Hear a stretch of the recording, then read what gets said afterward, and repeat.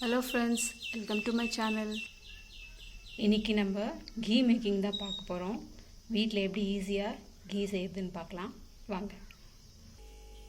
அதுக்கு தேவையான பொருளை பார்த்திங்கன்னா ஐஸ் வாட்டர், மிக்ஸி ஜார், ஒரு கிண்ணம், அப்புறம் பாலோட ஏடு. இதை நான் 15 டேஸாக எடுத்து வச்சுருக்கேன். வாங்க எப்படி செய்கிறது பார்க்கலாம். ஃபர்ஸ்ட் என்ன பண்ணோன்னா, இந்த ஏடு நம்ம மிக்ஸி ஜாரில் போட்டு லைன் பண்ணணும். இது பாருங்கள், அந்த ஏடை நான் மிக்ஸி ஜாரில் போட்டுட்டு கொஞ்சமாக இதில் ஐஸ் வாட்டர் ஆட் பண்ணிவிட்டு இதை பிளெண்ட் பண்ணோம். மீதி ஐஸ் வாட்டரு நம்ம இந்த கிணத்துல ஊற்றிக்கணும். அது எதுக்குன்னு நான் உங்களுக்கு அப்புறமா சொல்கிறேன். இது ஃபஸ்ட்டு நான் பிளெண்ட் பண்ணி காட்டுறேன் உங்களுக்கு. இதை பாருங்கள், தண்ணி பத்தலைன்னா நம்ம கொஞ்சமாக திருப்பி அதில் ஐஸ் வாட்டரை இந்த ஐஸ் கட்டிக்கு ஆட் பண்ணிக்கலாம். இப்போ திருப்பி இதை பிளெண்ட் பண்ணி காட்டுறேன். இதை பாருங்கள், பிளெண்ட் பண்ணோடனே இதில் தண்ணி தனியாக ஏடு தனியாக வருது இல்லையா, இதை இந்த மாதிரி நல்லா பிழிஞ்சு விட்டுட்டு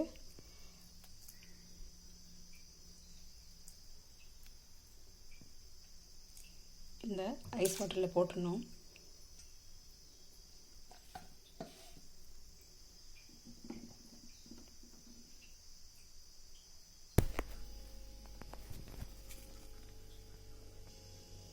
அதான் இதை பாருங்கள், இதுலேருந்து நான் 2 உருண்டை பிடிச்சி வச்சுருக்கேன். இந்த ஐஸ் வாட்டரில் போட்டு இந்த மாதிரி ரவுண்ட் பண்ணி வச்சுக்கணும். அப்புறம் இந்த தண்ணி இது நமக்கு தேவையில்லை, இது கீழே ஊற்றிடலாம். இப்போ இதை நல்லா புழிஞ்சிட்டு ஒரு தட்டில் எடுத்து வச்சுக்கலாம்.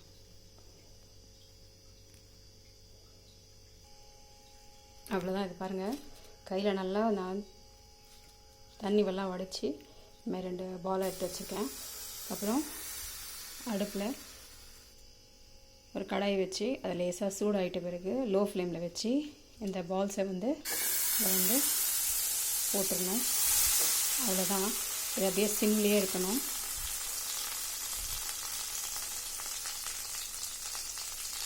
பாருங்கள், போட்டோடனே லேசாக மெல்ட் ஆகுது. அவ்வளோதான். இதை அப்படியே கொஞ்சம் ப்ரெஸ் பண்ணி விட்டிங்கன்னா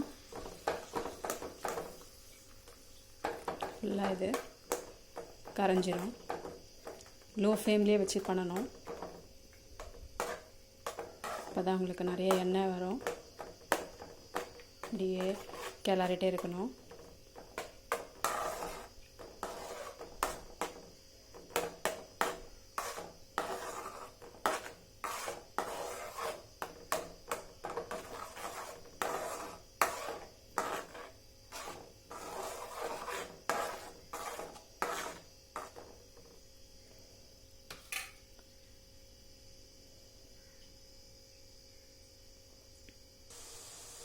பாருங்கள், இப்போ கொஞ்சம் நல்லா கொதிக்குது. கொஞ்சம் ஃப்ளேம் ஏற்றிக்கலாம். ஏற்றினோடனே நல்லா கொதிக்குது. கொஞ்சம் அப்படியே கை விட்டு கிளறிட்டே இருங்க.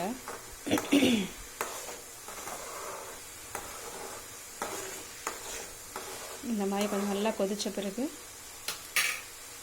கொஞ்சம் லோ ஃப்ளேமில் வச்சுக்கோங்க. அப்போ தான் அடி பிடிக்காமல் இருக்கும், கருகி போகாமல் இருக்கும். கை வச்சு கிளறிட்டே இருங்க.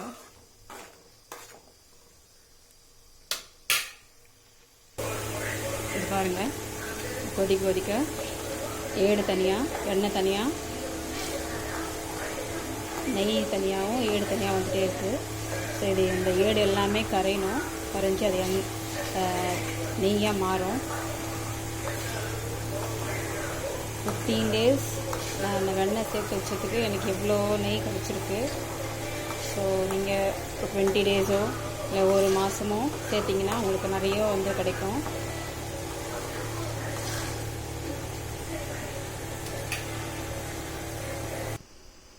அவ்வளோதான். பாருங்கள், நெய் ரெடி ஆகிடுச்சு.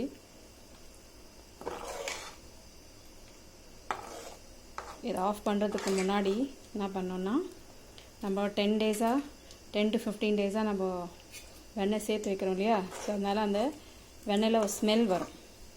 அது வராமல் இருக்கிறதுக்கு என்ன பண்ணோன்னா, இந்த மாதிரி ஒரு முருங்கை இலை இல்லை அப்படின்னா நீங்கள் கல் உப்பு கூட யூஸ் பண்ணிக்கலாம். இதை வந்து போட்டுட்டிங்கன்னா ஸ்மெல் வராது, நெய் ஸ்மெல் தான் வரும். பாருங்கள், இப்போது இதை நான் போடுறேன். கூடவே கம்மியாக கல் உப்பும் போடுறேன்.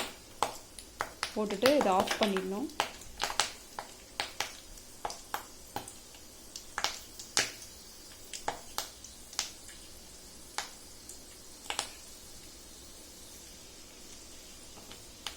அவ்வளோதான், நெய் ரெடி ஆயிடுச்சு.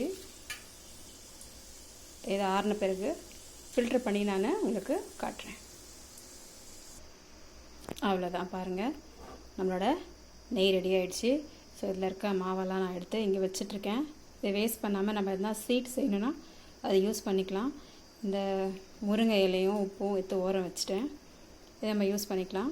அப்புறம் உங்களோட இந்த நெய் வந்து ரெடி. இதை நம்ம ஃபில்டர் ஆறின பிறகு ஃபில்டர் பண்ணிக்கலாம். ஸோ இந்த வீடியோ உங்களுக்கு பிடிச்சிருந்தா லைக் பண்ணுங்கள், ஷேர் பண்ணுங்கள், சப்ஸ்கிரைப் பண்ணுங்கள். பாய் பாய்.